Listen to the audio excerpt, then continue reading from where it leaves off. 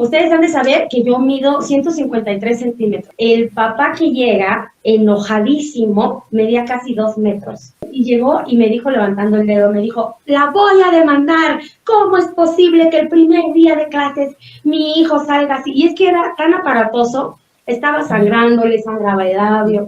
Pero cuando uno es servidor público, está obligado a compartir sus datos. Ah, sí. Porque somos servidores públicos, nosotros representamos al gobierno de la nación en materia de educación, entonces tenemos que facilitar nuestro nombre, nuestro número de servidor público, incluso para que se quejen de nosotros. Evidentemente me llevé mi sanción administrativa, por supuesto, y también tuve la oportunidad de disculparme con la niña públicamente y con su madre de familia. Me dijo, por favor te voy a pedir que me recibas a este niño, yo no puedo trabajar con él. Y cuando lo vi era el otro niño que tenía síndrome de Down. Y le digo, pero ya tengo uno.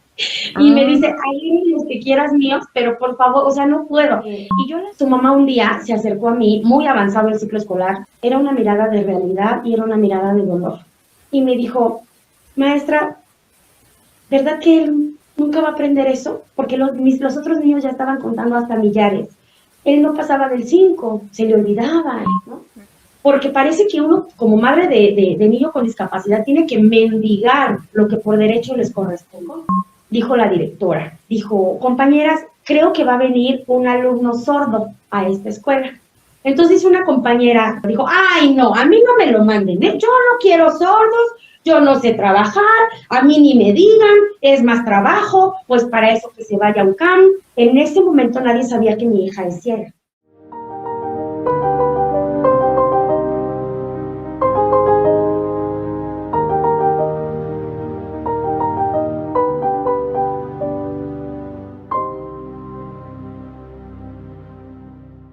¿Qué tal, amigos? Bienvenidos a otro episodio más de Voz Docente.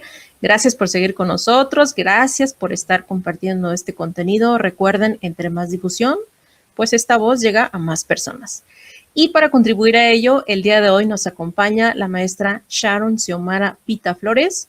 Ella es licenciada en Educación, tiene la maestría en Psicología Infantil y está ya en trámite de titulación en el doctorado en Educación. Tiene más de 15 años de experiencia docente y además está certificada en la lengua de señas mexicana. ¿Qué tal, maestra? ¿Cómo está el día de hoy? Muy buenas noches, pues muy contenta de poder estar con ustedes y compartir un poco de mi experiencia. Muchas gracias. No, al contrario, maestra, gracias por este tiempo que se ha tomado para estar aquí con nosotros y compartir un poco de su experiencia. Y bueno, ¿qué le parece si comenzamos? Ahora sí que como todos comenzamos, en sus inicios, muchas veces nuestra inexperiencia pues nos hace a veces hacer cosas erróneas o a lo mejor no manejar las cosas de la manera correcta. Y usted tiene por ahí una anécdota, ¿no? En donde un alumno, cuando usted iba iniciando, se cayó y hubo un reclamo por ahí de un papá, de una mamá. ¿Cómo fue eso? Ay, maestra, pues me hace recordar momentos un poco bochornosos. Resulta que yo estudio la normal en México, se estudian 4 años de licenciatura en educación, especializándose en primaria, secundaria o educación inicial, preescolar. Yo soy especialista en primaria y recuerdo que cuando salgo a mi primer trabajo, el primer día que yo pisé una escuela como docente certificada, empoderada y según yo muy preparada, resulta que se me cae un niño. Yo me acuerdo que ese niño se cayó con sus propios pies, o sea, nadie lo empujó, no se resbaló, él solito se tropezó, se cayó. Accidente. Se abrió la boca y se hizo un moretón en la frente, o sea, salió raspado, salió fatal. Ustedes han de saber que yo mido 153 centímetros. Entonces, el papá que llega, enojadísimo, medía casi 2 metros.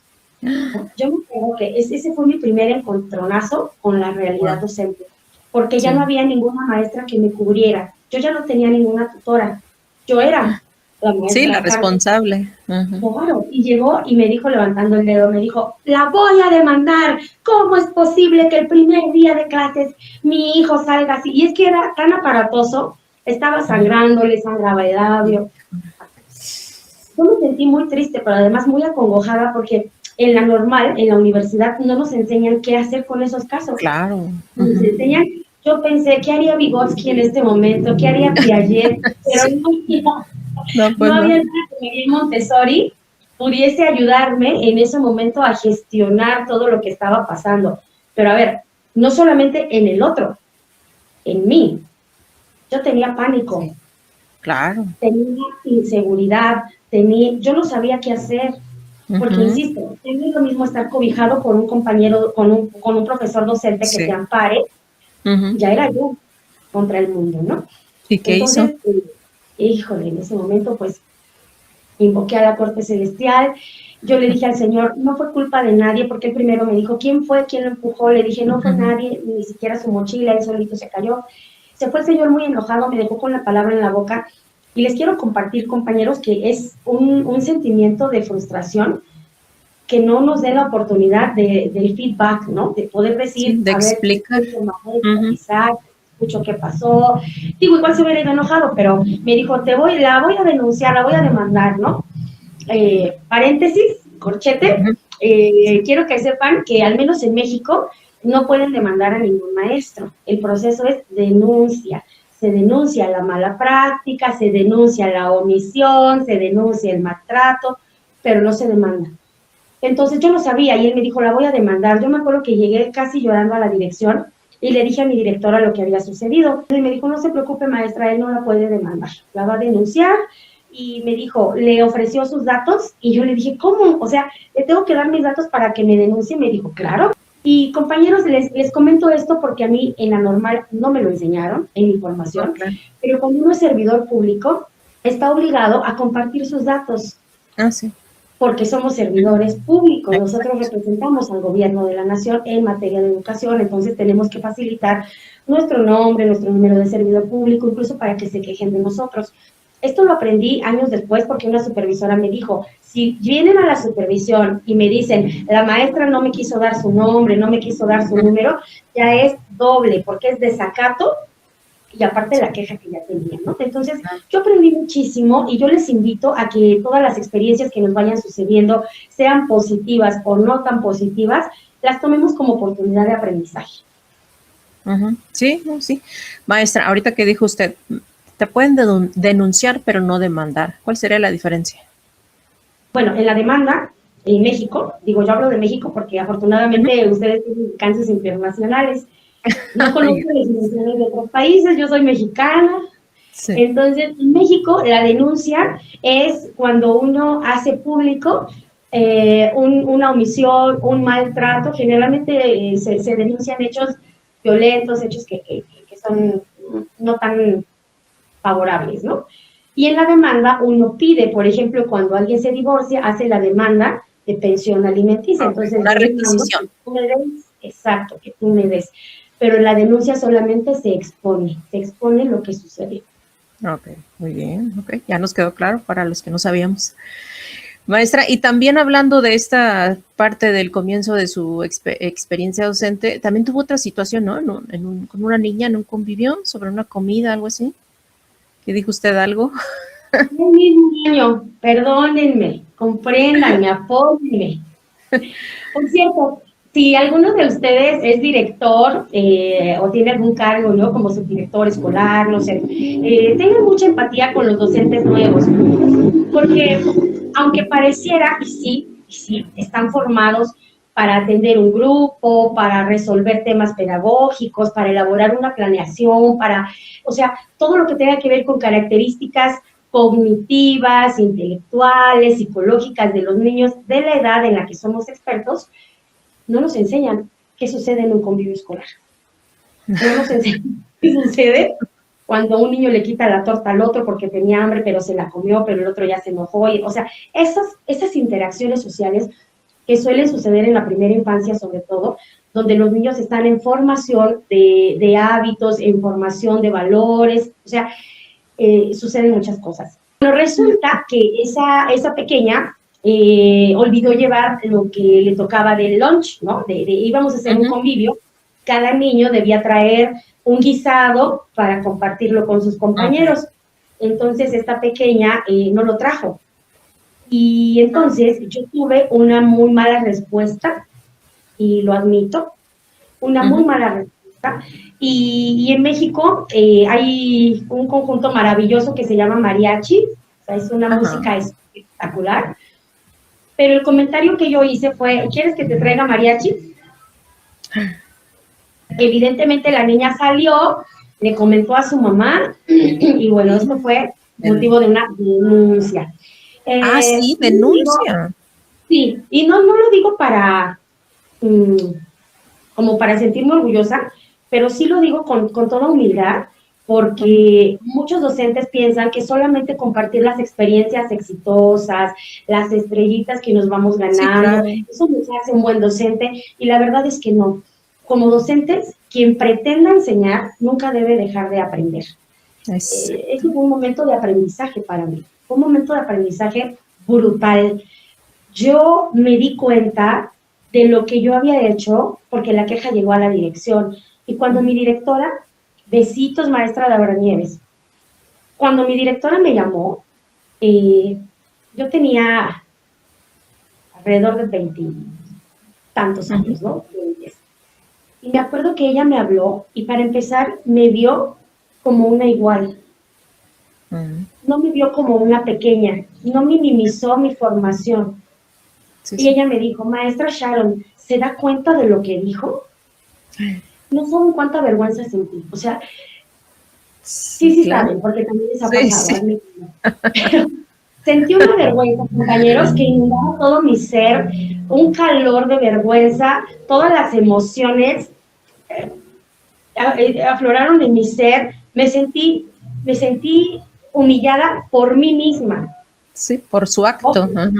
Sí, sí. Mi directora solamente puso lo que había sucedido. Y me dijo, esto no la representa, maestra, porque yo conozco su trabajo y sé que fue un desliz. Sin embargo, tiene que ser muy cauta con lo que usted dice, de la forma que lo dice, porque recuerde que trabajamos con infancias. Evidentemente, me llevé mi sanción administrativa, por supuesto, y también tuve la oportunidad de disculparme con la niña públicamente y con su madre de familia. Y maestra, y esa experiencia que sí fue bonita sobre esa alumna con diabetes, ¿no? Que hicieron un convivio y al final fue una sorpresa para ella el menú. Me acuerdo que esa pequeña padecía diabetes tipo 2. Y ella cuidaba mucho su menú, su familia, obviamente restringía mucho el menú, lo vigilaban muy bien, con acompañamiento médico, con acompañamiento de enfermeras, o sea, ella llevaba nutriólogo, llevaba este acompañamiento y se acercaba el Día del Niño. Entonces, en el Día del Niño, pues todos saben que a los niños les gustan las golosinas, todo lo dulce. Pero a los niños les gustan los dulces, les gusta la comida chatarra, una hamburguesa, o sea, exacto, sí. Todo, ¿no?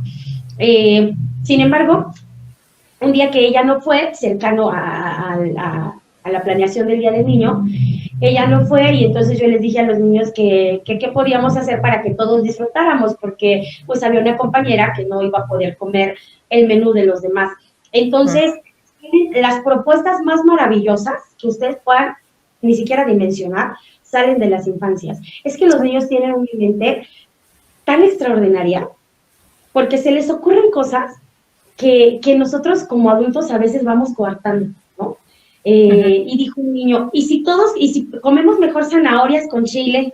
Ay, y si traemos pepinos, y si traemos ¿no? Y ellos habían visto la comida que ella llevaba, ¿no? Calabacita a la mexicana, o sea, comida muy saludable que obviamente a ella le hacía bien, y a todos, ¿no? Digo, si todos nos alimentamos así, nos va muy bien. Me acuerdo que ese día hubo agua de Jamaica y hubo agua de limón con chía.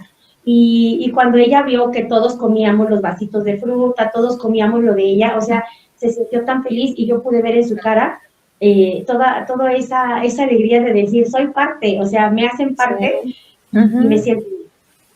La verdadera inclusión, ¿no? De un tiempo hacia acá se supone que debe de haber inclusión y que ya cualquier estudiante, ¿no? Con alguna neurodivergencia o alguna condición, pues tendrían o podrían ir a una escuela regular, ¿no? Pero a veces, usted corríjame, ¿qué piensa? Los maestros no tenemos pues las herramientas para manejar ese tipo de estudiantes, ¿no? Pero pues Pero usted cómo nunca hizo. de mi hija no va a estar hablando. A ver, Te ¿cómo voy lo a hizo? contar, primero le voy a contar brevemente de Paco y Juan. Okay. A mi vida llegó, nosotros hacemos la inscripción, siempre he trabajado, tengo la fortuna de haber trabajado en escuelas muy grandes me refiero a más de 1000 estudiantes. Entonces, en esta primera escuela me toca hacer la inscripción y cuando voy registrando las fotografías, pues veo los rasgos, ¿no? Los rasgos faciales de uno de mis alumnos y digo, ay, tiene síndrome de Down, qué reto. Y de repente llega otra compañera, me dijo, por favor, te voy a pedir que me recibas a este niño. Yo no puedo trabajar con él, no puedo. Ah, Y cuando lo vi, era el otro niño, el otro niño que tenía síndrome de Down. Y le digo, ok. pero ya tengo uno. Y me Ah, dice, hay los que quieras míos, pero por favor, o sea, no puedo. Y yo la vi tan notablemente angustiado. afectada, Ujú. claro. Y dije, pues yo así que digan, uy, ¿cómo puedo? Pues tampoco, ¿verdad? Pero dije, pues vamos con el reto. Sí, Trabajar con diferencias, con la diferencia, es una cosa, es todo un reto para cualquier persona. sí. Yo trabajé con 2 niños con síndrome de Down. En el caso de estos alumnos, la mamá de uno de ellos, que presentaba una conducta más disruptiva que el otro, iba a acompañarlo toda la jornada, ¿no? Ah, ok. Entonces, eso también es muy interesante. Entonces, ella iba y desde ahí ya se empezaba como a abrir mi práctica porque ya no se cerraba solamente a los alumnos, ya tenía una mamá acompañante Sí. y yo en la entrevista inicial le dije que cuáles eran sus expectativas para su hijo. Ujú. Y la señora me dijo con mucho amor, me dijo, yo quiero que mi hijo sea doctor. Yo sé que él va a ser doctor y va a tener su hospital. Y entonces la mamá, con ese amor que todas las que somos madres podemos tener, con esos sueños que podemos tener y con esa visión para nuestros hijos, ¿no? Y yo lo escribí todo lo que ella decía. Pasa el tiempo y conforme avanza el ciclo escolar, nos dimos cuenta que la discapacidad intelectual era más severa que la del otro niño, en fin. Entonces lo que aprendía un día se le olvidaba al siguiente, no podíamos avanzar. Y aquí también, compañeros, quiero que estén conmigo en la parte de flexibilizar, o sea, no lo que planea, así a Siempre sale rajatabla, así. Ujú. Sí. ¿no? O sea, son a veces. Entonces empezábamos la semana, se sabían los números, íbamos en el miércoles, ya se le iban olvidando, los completaba con letras, o sea, él hacía de todo, ¿no? Sin embargo, cuando íbamos nosotros avanzando en el ciclo escolar, nosotros me refiero a los compañeros regulares, su mamá un día se acercó a mí, muy avanzado el ciclo escolar, y me dice, con una mirada que yo nunca voy a olvidar, Ujú. porque no era la misma mirada de yo quiero que sea doctor y va a tener su... No, Había cambiado. era una mirada de realidad y era una mirada de dolor. Y yo me acuerdo que me vio y me dijo, maestra, ¿verdad que él nunca va a aprender eso? Porque los otros niños ya estaban contando hasta millares. Él no pasaba del 5, se le olvidaban, ¿no? Ujú. Regresábamos a Sí. los colores, se le olvidaban las letras, regresábamos a los números. Entonces, cuando ella vio en lo que íbamos con el grupo regular, ella recibió verdad Mm. y ella recibió realidad. Y yo no había sido formada para acompañar una situación así. Y yo me acuerdo que me dijo, ¿verdad que él no puede, verdad que él no va a poder? Y yo me acuerdo que salimos del salón, la abracé, mi salón estaba al lado de unas escaleras, y la abracé y nos pusimos a llorar juntas, porque es que yo no tenía respuestas que darle, porque Sí, es que yo no por podía supuesto. decirle no, pero ella se daba cuenta, Ujú. Claro. ¿no? Entonces, parte de ser docente es ser empáticos, es entender que trabajamos sí con el niño, pero también que el niño tiene una familia alrededor. Y esa Sí. familia tiene expectativas y esa familia tiene sueños. Y cuando a veces los sueños se rompen por destino o por lo que tenga que ser, uno se siente desvalido. Y aquí es donde voy a la segunda parte de mi comentario. Yo soy afortunada, madre de una niña con discapacidad visual. Mi niña Ujú. tiene 8 años y ha sido un viacrucis, una caminadera, una Mm. peleadera.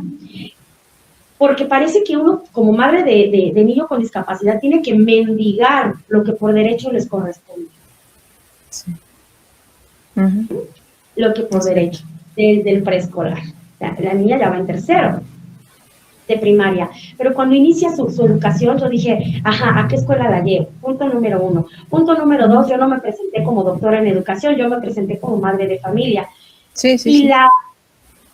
La falta de empatía, la falta de conocimiento también, la falta de afectividad y el hartazgo de muchas directoras de planteles de preescolar que yo visité, era impresionante.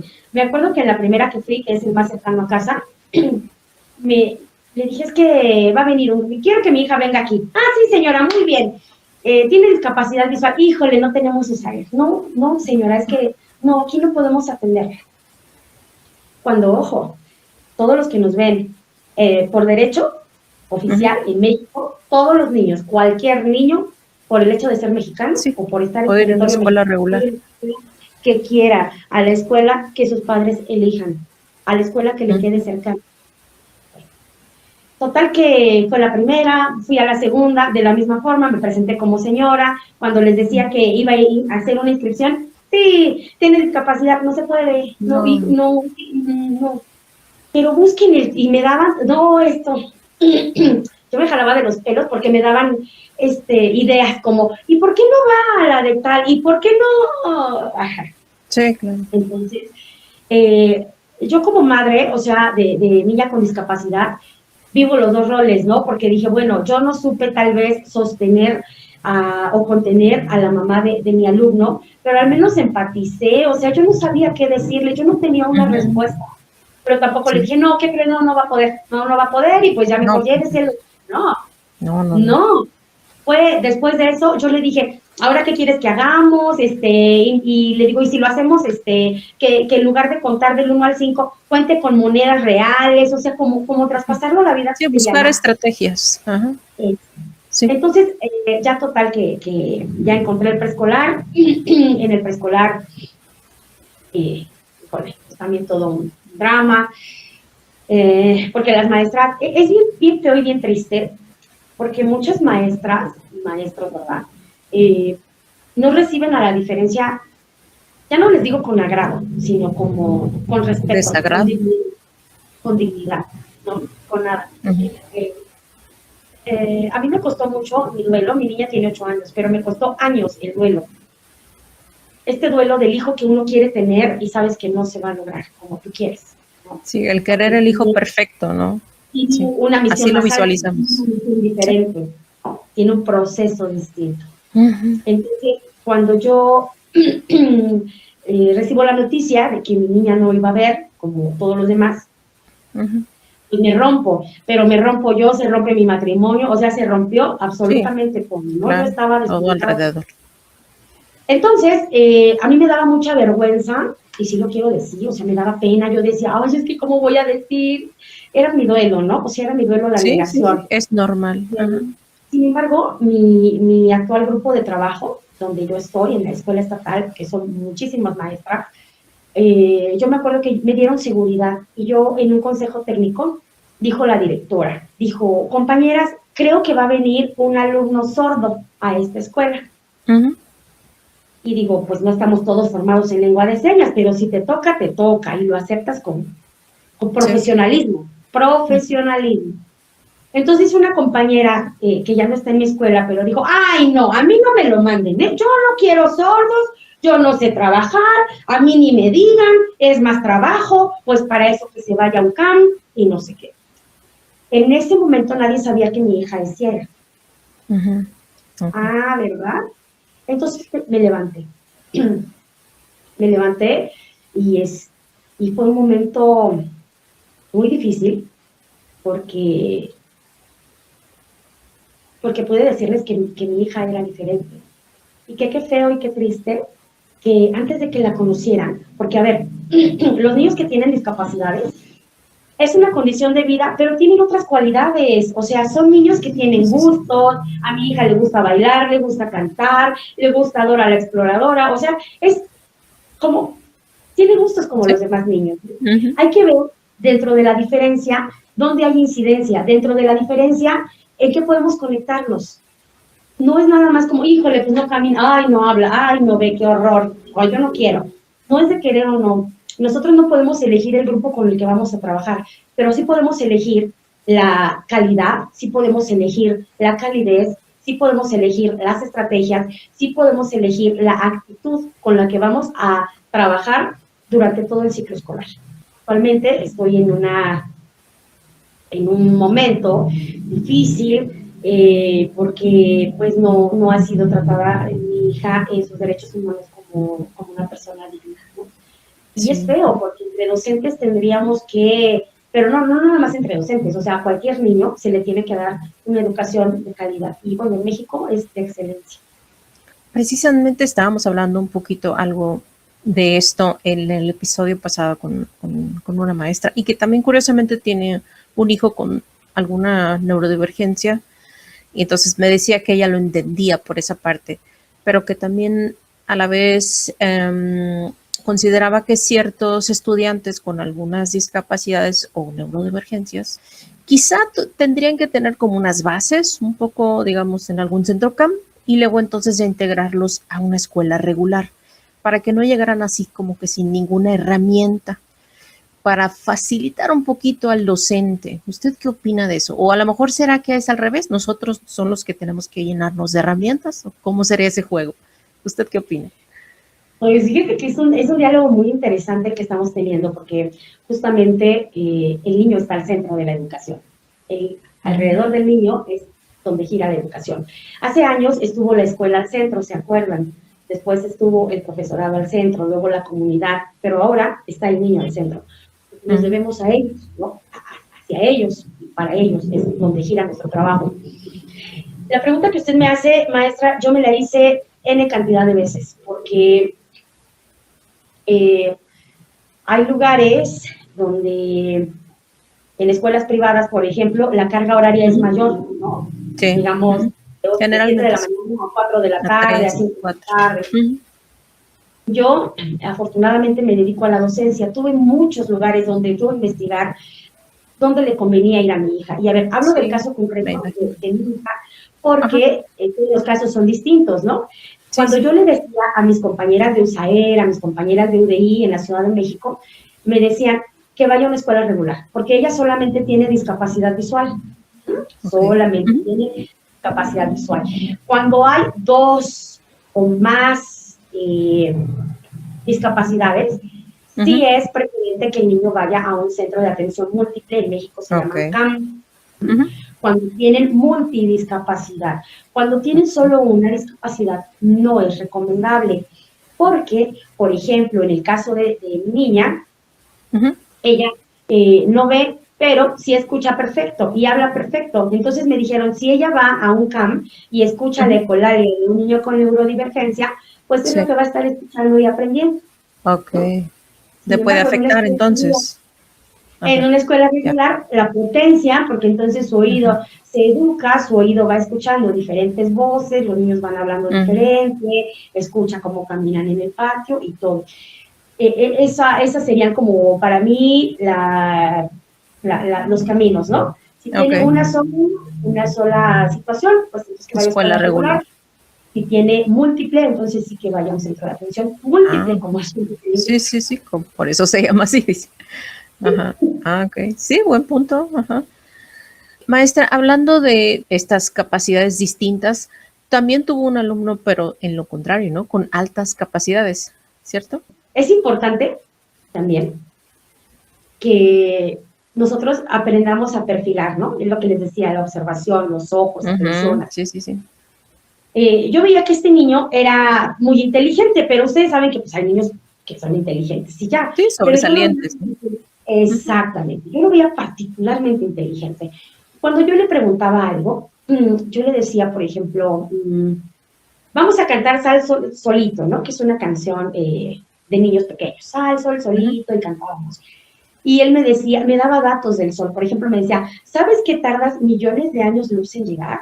O sea, me daba datos que no correspondían a la edad a de su edad. Ajá. Exacto. Pero aparte, y yo lo confirmaba y era verdad, ¿no? Todos los días él llegaba con un dato diferente. Por ejemplo, y lo sigo recordando, o sea, 15 años después, ¿no? Y me decía, ¿sabías que la Central de México, la Central de Abastos de México es la más grande de todo el mundo? O sea, eran datos que él almacenaba, que él cuidaba, que él guardaba. Los niños generalmente nos regalan sus producciones pictográficas, ¿no? Nos regalan Ajá. dibujitos, Dibujitos. depende de cómo van consolidando el lenguaje escrito, pues nos van poniendo, ¿no? Recaditos y demás. Pero él me hacía cartas completas. Y aparte cuando hacía dibujos, me dibujaba, por ejemplo, un robot, pero era un robot a precisión. No era el dibujo como caricaturizado, era un robot de verdad. Sí, no era un dibujo Entonces, infantil, pues. y el papá de él es egresado del Instituto Politécnico Nacional y él es ingeniero en mecatrónica. Y su mamá era bioquímica.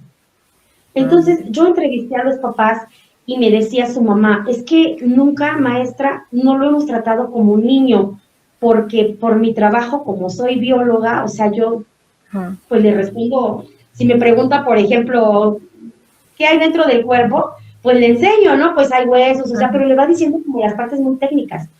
Y el papá, siendo también su profesión, ingeniero, también le decía y me dijo, si él me pregunta algo de los autos, por ejemplo, y yo le decía, es un Chevrolet 75, y yo, ¿qué? ¿No? Por ejemplo. Sí. ¿No?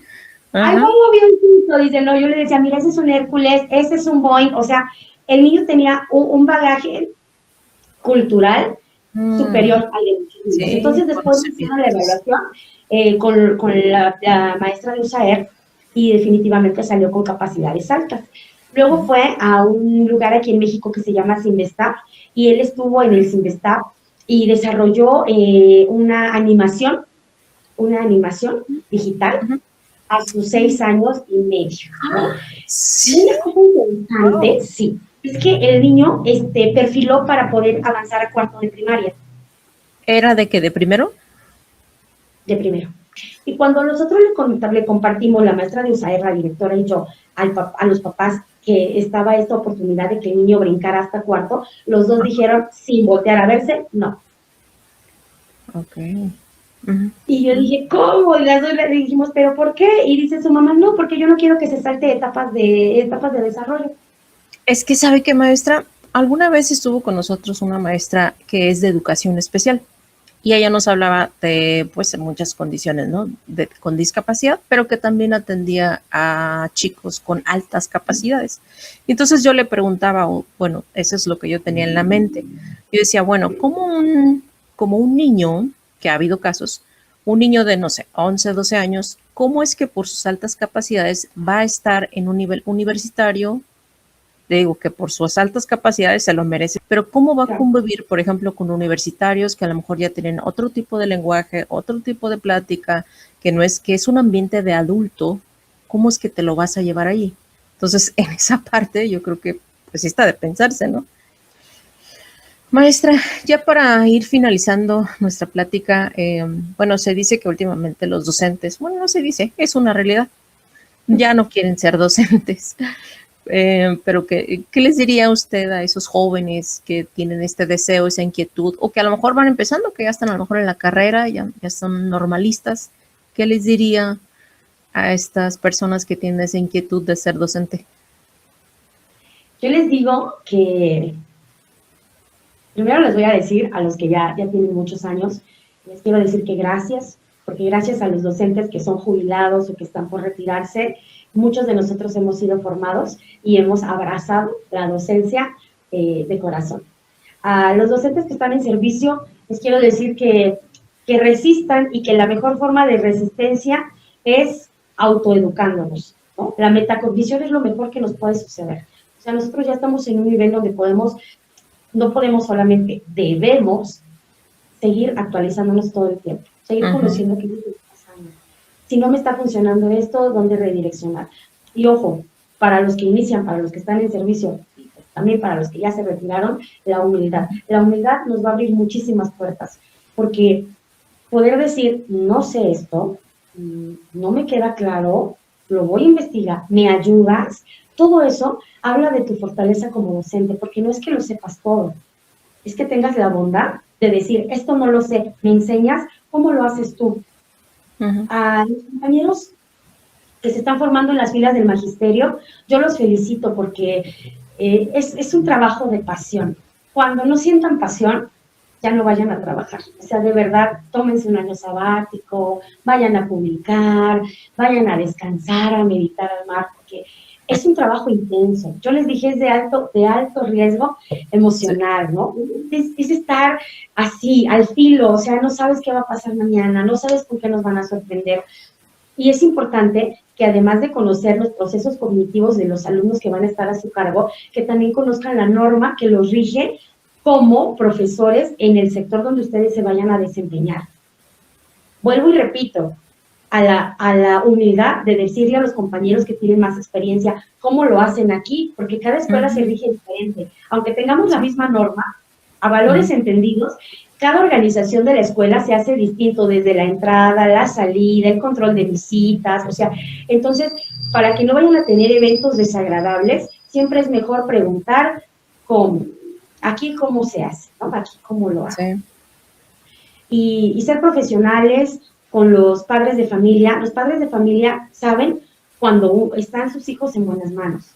Saben que a veces la jerga que se haga dentro del grupo es solamente dentro del grupo, ¿no? Porque nosotros compartimos con los niños de 4 a 5 horas todos los días. Entonces, los padres de familia nos conocen a través de sus hijos, así como nosotros conocemos a las familias de los niños a través de nuestros alumnos. Pues muchas gracias por haber elegido esta carrera. La nación se los agradece, porque cada vez son menos. Decía una jefa que yo tuve, ¿piensan hacerse ricos? ¿En experiencia? Sí. No los desanime, maestra. En la experiencia, claro que sí. Y pues en lo demás, obviamente ir escalando, ¿verdad? Ir haciendo posgrados, ir haciendo... Sí, también hay otras formas, ¿no? Promoción horizontal y vertical. Pero entrando, claro que van a ser millonarios en experiencias, en cariño, claro que sí. Ok, muchas gracias, maestra, por haber tenido esta plática tan enriquecedora con nosotros. Le agradezco muchísimo.